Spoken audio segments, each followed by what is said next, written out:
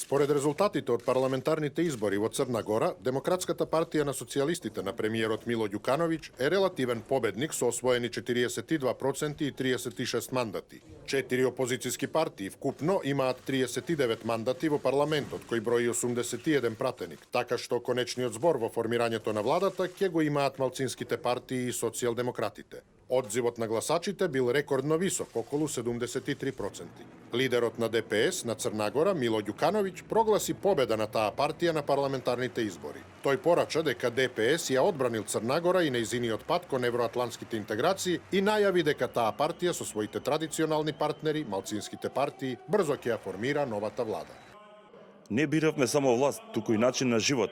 Сакаме стабилна, просперитетна европска Црна Гора, која е партнер и пријател со сите европски и светски држави, а не да бидеме заостаната, нетолерантна и насилна земја.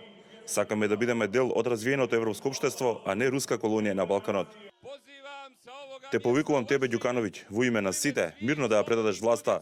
Почитувај го еднаш својот народ и државата Црна Гора, ако ја сакаш како што велиш. Ние сакаме Црна Гора и ве почитуваме. Ќе ве слушаме само вас и вашиот глас.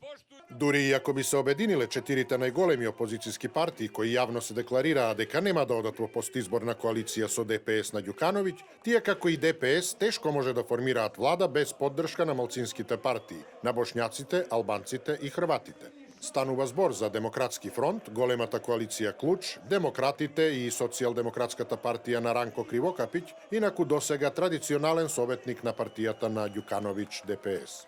Токму од тука произлегуваат повиците на опозицијата до малцинските партии добро да проценат пред да одлучат кому ќе ја дадат поддршката.